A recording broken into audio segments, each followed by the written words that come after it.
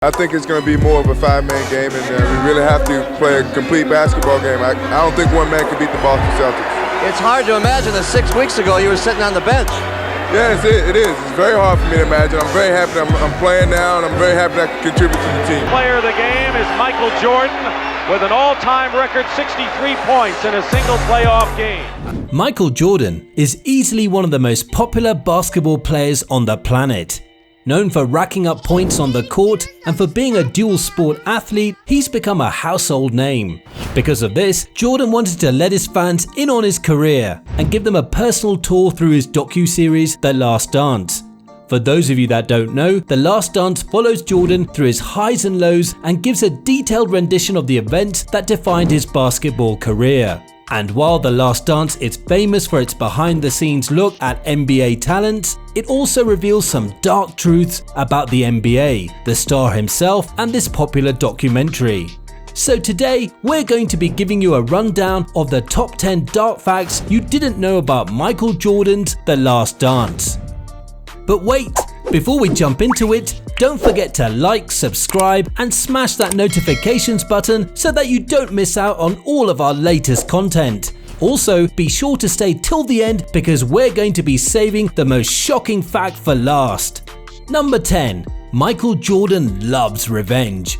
While many believe that it takes drive and sacrifice to be a great athlete, few agree that it takes holding grudges. However, The Last Dance revealed a slightly uglier side to Michael Jordan's competitive nature by revealing his tendency for extreme revenge. For example, in the docu-series, Game 2 of the Bulls' 1986 first-round series against the Celtics is shown. Fans of Michael Jordan know this famous game because Jordan single-handedly scored 63 points in it. However, what fans didn't know until The Last Dance was the reason for this sudden outburst. You see, the inspiration came from a golf round MJ had played earlier that week with Danny Ainge, a player on the 1986 Celtics team.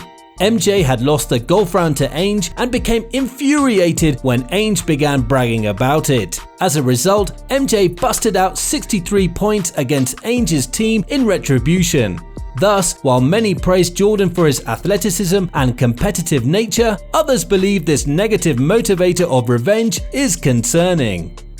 Number 9. Extreme drug culture in the NBA. The 1986 roster of the Chicago Bulls was often called the cocaine circus, and in The Last Dance, Michael Jordan confirms the extreme drug use of his teammates. In the docu-series, when asked about the cocaine circus, MJ laughs loudly.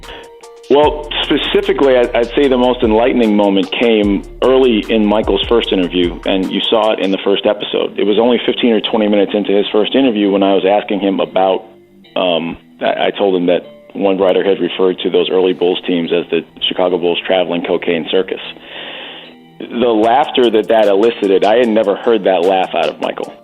In all the tape that I've watched and all the documentaries I've seen about him, even the limited times that I'd spent with him before that, I'd never heard him laugh like that before. And then describes a time where he encountered his teammates engaging in illicit activities. He claims that he was in a hotel with his team when he recounted that, "I walked in and practically the whole team is in there. It was things that I had never seen in my life as a young kid. You got your lines over here, you got your weed smokers over here, you got your women over here." And while it's true that the 1980s is infamous for being a wild time in NBA history, it's still disturbing to think that a professional basketball team would engage in this type of activity on a regular basis. Number 8. Patrick Ewing hates The Last Dance. Patrick, where do we start talking about all the wonderful things about Michael Jordan? Hey, look, I had to live through that. I had to live through him, all the battles that we had to go through. And now y'all have a documentary that I, have to keep, rubbing it in my face. Patrick Ewing was another superstar in the NBA during MJ's prime, and both him and Ewing were tough competitors. However, when Ewing was asked his thoughts on the docu-series, he told the Dan Patrick Show that, "I had to live through that. I had to live through him and all the battles we had to go through, and now you'll have a documentary that you have to keep rubbing it in my face?" Well, I guess that goes to show that MJ is not the only professional athlete to hold grudges. Number 7. MJ's teammates feared him. Believe it or not, even MJ's own teammates were frightened of him. You see, in The Last Dance, his Bulls teammates attest that after a bad game, Michael would often have violent outbursts. They even said that it got to the point that even during practice, MJ was a man to be feared. According to his former teammate Tony Kukoc, who was a forward on the Bulls from 1993 to 2000, everybody was always on alert around Michael after a bad game. In addition to this, Judd Buechler, another one of MJ's teammates, said that people were afraid of him. We were his teammates and we were afraid of him. It was just fear. And while it was this competitive atmosphere that allowed the Bulls to win multiple rings, it must have been a pretty scary environment to constantly have to train and play under. Number 6. MJ would bully rookies. While Michael Jordan was known to be harsh on his veteran teammates, he certainly didn't go any lighter on the rookies. According to his teammates' interviews in The Last Dance, Jordan would often yell at rookies in practice and even refuse to pass to them while playing. Unfortunately, his teammates said this would get worse when he was upset or preparing for a big game. As a result, many of his teammates found it hard to be with him on the court as he had a very strong temper and could be extremely controlling. Hey guys, before we continue with the video, we wanted to reach out to you and ask which are the highlight moment you cannot forget about Michael Jordan. Let us know in the comments down below. Number 5. MJ's residence was a mystery. The clips of Michael Jordan being interviewed and reflecting on the footage of his career may look like they were filmed in his house, but they actually weren't. That's because during filming, MJ didn't want to have his address leaked for fear of both thieves and crazed fans. As a result, the cameraman had to instead shoot the interview clips in 3 houses nearby. Looking back, this was probably a bright idea, as the docuseries has been watched by millions already. Number 4. MJ's father's dying request. While MJ may be best known for his insane basketball abilities, what many don't know is that MJ loved baseball as well. As a result, for one season, MJ actually left behind his basketball career while in his prime to pursue his dream of playing in the MLB. And while he never made it past the minors, part of his decision to make the switch was thanks to his father. You see, MJ's father loved baseball and on his deathbed actually told MJ to take a break from basketball to try to make it to the MLB. And while MJ never did actually made it there, I'm sure his father would have been proud of his efforts. Number 3. The Flu Game. Every Michael Jordan fan remembers the famous Flu Game of 1997 against the Utah Jazz. That's because the night before the game, Jordan was hanging out with his personal trainer and decided to order something to eat. Purchasing a pizza from a nearby Pizza Hut, all was well until he woke up to flu-like symptoms the next day and could not keep the food down. And while most would have chalked this up to food poisoning, some suspicious circumstances surrounding his flu led Jordan to believe that the pizza was poisoned. And why is that, you may ask? Well, one odd factor was that only Jordan was sick and no one else he had interacted with before the game had the same symptoms. Also, this pizza delivery occurred on the eve of a very important game for the Bulls, and when it arrived, instead of just one pizza boy transporting it, there were 5. As a result, in The Last Dance, MJ says he had a bad feeling about the pizza even before eating it.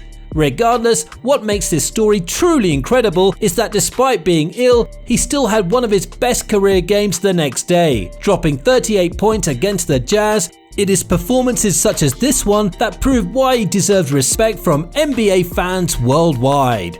Number 2. NBA writer Sam Smith calls Jordan a liar. And nobody tells Michael Jordan that his career is over. And of course, as we saw, Michael Jordan was able to play with another coach. He played with Doug Collins for 2 years. So the notion of I can't play basketball again unless Phil Jackson's my coach, but they kind of use this as a motivating force. After The Last Dance came out, it was not only met with a lot of love, but also quite a bit of criticism. One such critic was NBA writer Sam Smith. You see, well before the docu-series came out, Smith had published a book in 1992 entitled The Jordan Rules. This book was previously considered the most revealing behind-the-scenes look at Jordan's shortcomings, yet it appears that there are some contradictions between the book and the docu-series. As a result, Smith claims that Michael Jordan lied multiple times during The Last Dance. Smith claims the documentary is more of a based on a true story type film rather than a documentary. In particular, Smith claimed that there were several things in the documentary that I saw I would know that Jordan made up or he lied about. They weren't major things, but it was like when a TV movie comes on and they say, this is based on a true story. That's what that was. It was based on a true story. Smith went on to say that they weren't major, but the thing at the end about a potential return after the 6th title was a complete blatant lie. I know what happened. Thus, with the accuracy of some of the details on The Last Dance still in question, we suppose that the public may just never get the complete MJ story. Number 1. MJ was terrified. While Michael Jordan may seem above reproach due to his incredible athletic skills and career success, the star is still fearful of what his fans think of him. During The Last Dance, Jordan vocalized that he feared what people would think of him when they saw the raw footage and eyewitness accounts of his actions.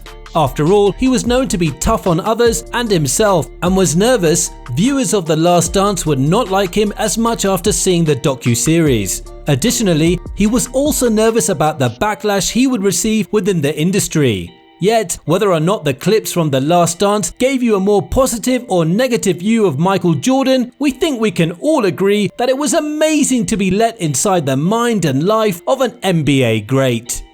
That's all we have for you today, everybody, and thank you for watching. Let us know in the comments down below what you thought about The Last Dance and which dark fact shocked you the most. Also, if you enjoyed this video, don't forget to like, subscribe, and hit that notifications button so that you don't miss out on all of our latest content.